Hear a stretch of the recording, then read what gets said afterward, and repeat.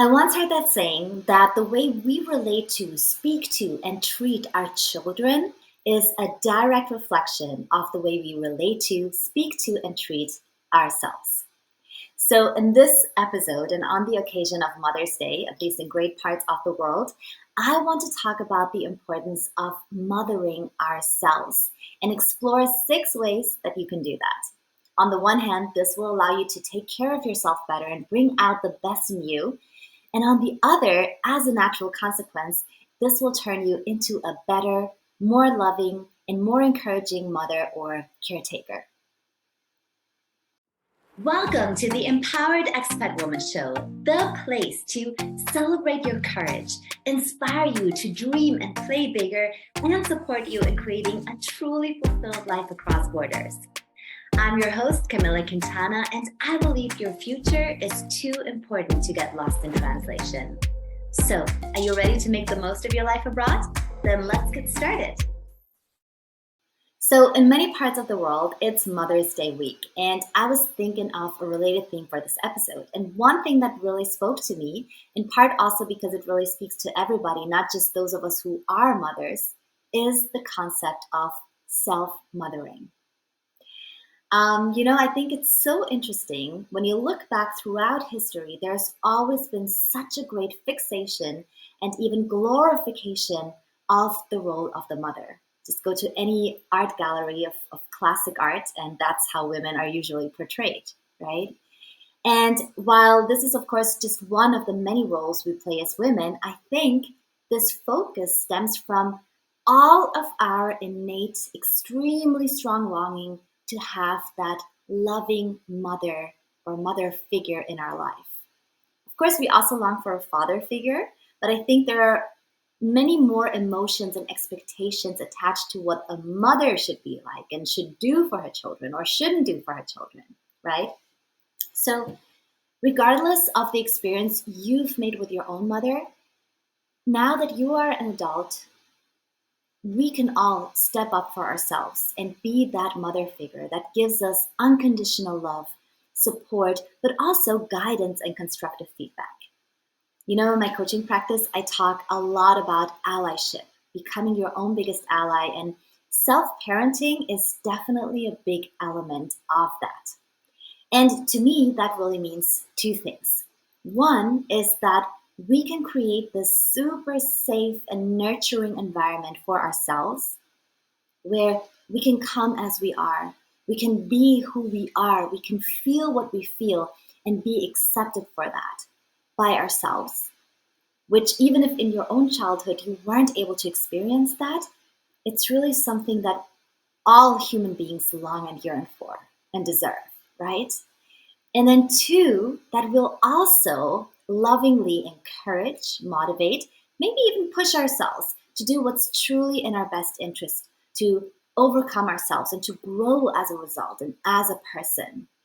So this sparked my idea for this episode, and I want to share 6 ways with you in which I mother myself because I feel like I'm doing a good job at that for myself, and I hope that it serves as practical inspiration for you to mother yourself.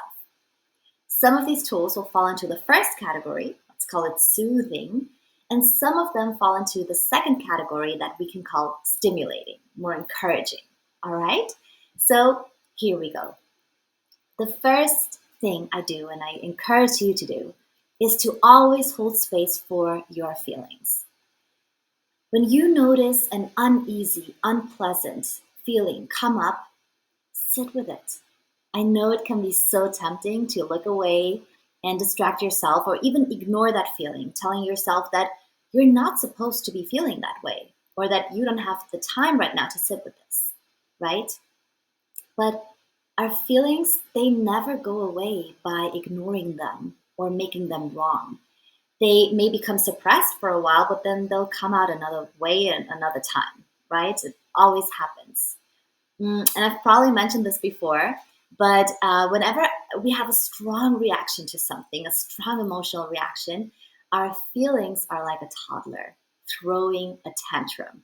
And what they really want, you know that if you've ever had a toddler, is they need us to pay attention. and to lovingly attend to the need behind those strong feelings that they're unable to express, and to just accept the status quo. And that's something right now that you can do when you have strong feelings. I love reflecting on my own feelings, and they show and teach me so much about myself. And by doing that, I think I'm creating such a deep sense of trust in myself, because I am showing and proving to myself that no matter what, even in my weakest and unfinest moments, I can be safe within myself. There's nothing I need to hide or be ashamed of. And what's more, I take myself seriously enough to investigate what my feelings are trying to show me. So, questions I like to ask myself are, what am I feeling right now? And it's really important not to be vague about it, but try to pinpoint very, very specifically, right? So, stressed isn't the same as overwhelmed, and disappointed isn't the same as helpless. Be really, really specific in what you're feeling. Then also, what exactly about the situation made me feel this way? This is such an interesting reflection to undergo, because so often we'll find a very specific word or one particular detail that made us snap into that state. You'll need to really put your detective hat on and figure this out, but when you do, you'll get some huge revelations in return. Then also, what does this feeling remind me of? When have I felt this before? And this is often when you open a gate to your childhood and your youth and some deep underlying wounds that you still carry with you. All of us do. And the way that we can heal them is to face them.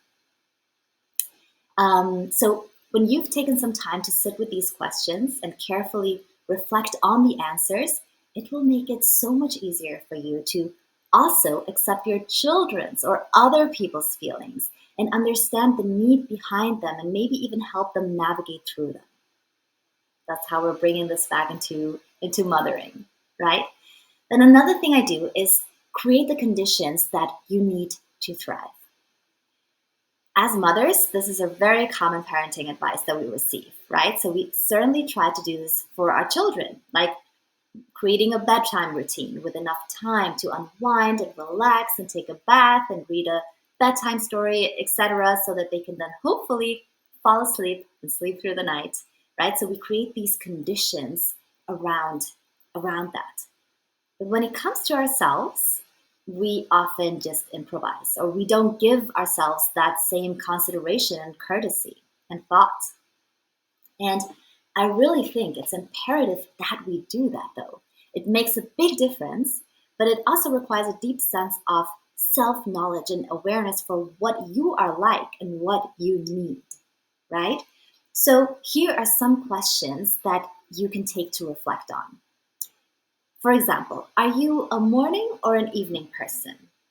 This will inform you when you should plan most of your important tasks or conversations. What are you really sensitive to?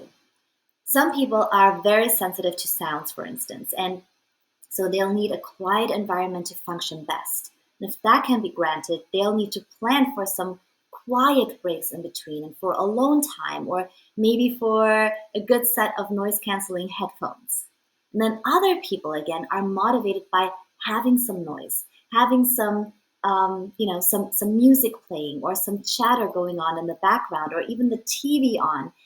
This is not about finding the right way. It's really just about finding your preferred way. Another question is, are you someone who immerses yourself deeply in a given task, or do you easily get distracted? So if you know about yourself that the latter is the case and you do get distracted easily, you'll know that in order to remain concentrated on whatever it is you're doing, you'll need to put your phone away. Write down your to-do list so that it doesn't pop up while you're in the middle of something and then you drop that thing half done and then attend to something else until eventually you're again distracted by something else and drop that. You know how it goes, right? So maybe you need to also block time in your calendar and set alarms and activate the do not disturb mode. Another question you can ask yourself is, what things foster my concentration, my inspiration, and my motivation? And what other things actually dim them? What do you need when you're not feeling great? And what things can make you spiral down? It's important to know that about ourselves too. And in turn, you can also ask yourself, what helps me to feel good? What can I do to pick myself up again when I'm having an off day? Questions like these can really help you to understand how you tick as an individual and what you'll need to enforce all around you, right? The environment that you need to create to best possibly go about your days, your tasks, your responsibility, and get stuff done in the right way. Another soothing practice is to learn to listen to your inner voice. Have you ever been in a situation with your own child or with a loved one where you sort of invalidated their truth, or did you have that happen to you? Maybe your child took off their jacket and felt hot, and you said, no, no, no, you need to wear your jacket. It's really cold outside. Or maybe you've told a friend or yourself that you shouldn't feel a certain way, that it was ungrateful for you to want more, or selfish for you to want something else, or embarrassing for you to ask for something, for a favor or whatever, right? And I think when we do that, we mean well, whether we do that to ourselves or to others.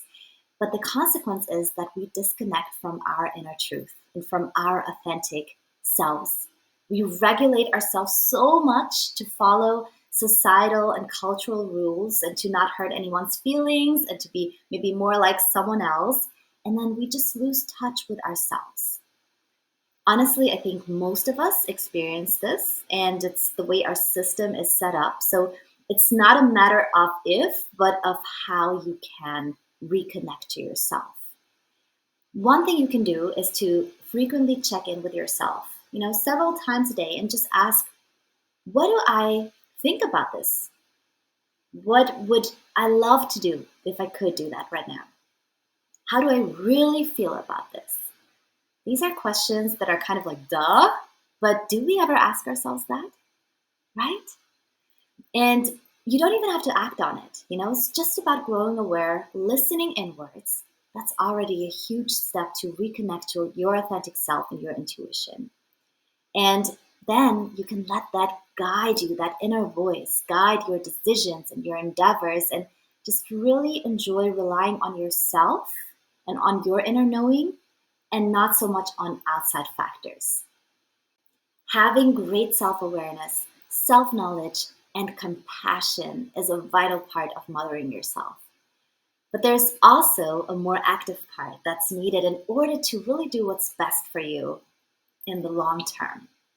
So let's call this stimulating tools, right? And I'll share my three favorite ones here. They're just simply the ones that mean the most to me and make the biggest difference in my life on a day-to-day basis. The first is to set intentions. I don't want life to just happen to me.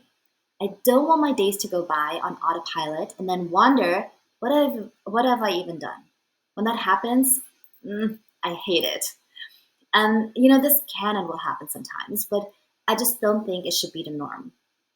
Setting intentions in some way or form is like activating an inner compass or a GPS system that guides you on your journey. So I'd really encourage you to have intentions that you can have for different areas of your life and also for your most important relationships. When we set an intention, we are consciously choosing what we want to focus on and what we want to achieve. And this helps us to align our thoughts, our emotions, our actions towards that goal. It also gives us a sense of purpose and meaning, which can then boost our motivation and also our resilience, especially when we encounter challenges, because we'll know why we're doing this, right? Sometimes when things get difficult for us, we can lose our way. But if there's an intention set in place for who we want to be, what we want to embody, what we want to achieve, what we want to feel, this will guide us back to our path. That's why it's so powerful. And also, by setting clear intentions, we are much more likely to achieve what we desire. We can also cultivate a great sense of self awareness and personal growth, which is a big game changer always. To me, this habit has been probably the biggest game changer. And my mini program, The Reset, is the perfect way to uncover your personal guidance system and intentions and to design a life driven by them. So if you are interested in having a deep dive into this, you can find out more about this mini program and sign up for it at camillaquintana.com/call, and then just click on the reset. Um, Next up is setting goals that bring me closer to my long-term vision. And you know I've recorded a few episodes about this too that you can go back and check out. But I think always having a few goals is extremely healthy and important for our well-being. I cannot tell you how many non-working or retired expat women I've worked with who in theory had a great and comfortable life, but they were deeply unfulfilled. And it was due to lacking a compelling vision, inspiring goals, and being sufficiently challenged. I am certain that in order to feel happy, satisfied, and fulfilled in your life, you need to have this in place. So don't let anyone tell you that you should just be content with a comfortable life, where you essentially don't need to really step outside your comfort zone, and where if you don't show up one day, well, it doesn't really matter. You deserve to make an impact and make a difference. And no matter what's on your CV, you are more than fully capable of doing that.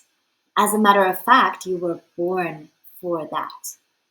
So I believe that setting goals is the way to go. Whenever we chase a goal, and it should really feel inspiring to you, otherwise it won't have this effect, we get out of our head and into the task. We can silence our insecurities, our inner critic, our self-doubt, our, I don't like this, I don't like that. And in turn, we can experience that joy and meaning and positive challenge that our tasks give us. Deadlines can be really helpful to keep up momentum, even though they might be self-imposed. The aim of your goal should always be to bring you closer to your bigger vision in life. And if you don't have one, please contact me right away so we can work on that. And also, your goals should bring out the best in you and allow you to grow, whether that's as a person, as a professional, whether that's spiritually, mentally, intellectually, practically, and so forth. And then finally, always find reasons to celebrate. As I mentioned before, what it means to have your own back, to mother yourself in the way that you deserve to be mothered, and to be your own biggest ally is to create a super safe space for yourself. A space where there's no room for extreme perfectionism, for unkind criticism, for harsh pressure or withdrawal of love and attention, even if that's all something you do to yourself. I want you to look at your setbacks as learning opportunities. Look at your flaws as endearing quirks that make you special, even if you try to work on them and improve them. Also, meet your mistakes with an instant dose of self forgiveness. Do not dwell in the past, accept the present, and actively work on creating a future that excites you. I want you to celebrate whenever you get a chance. Celebrate your big wins and successes, but also the small, teeny tiny improvements, like I did a little better than yesterday, right? Also, celebrate the lessons you learned from each mistake. Celebrate that each day you're given a chance to try again, to set new intentions, new goals, to do better, to mother yourself better. That's a reason to celebrate. Also, celebrate that you're alive, that you're you, that you have this unique place here on earth that no one else could ever fill because they're not you. Celebrate that you live today in an era where we have so many opportunities and luxuries and rights that were unthinkable of just a few generations ago. So even if your parents never did, you can celebrate yourself every step of the way. And this will help you to create the safe environment for yourself and show yourself, prove to yourself that you got your own back. All of these practices that I shared will help you to mother yourself and Give yourself what your own parents may not have been able to give you. And most importantly, to become your own biggest ally. And also to become a better mother to your children or be a better caretaker to your loved ones. So I hope you enjoyed this episode. I hope you have a wonderful Mother's Day. Yes, let me know what you do to mother yourself. See you soon. Bye.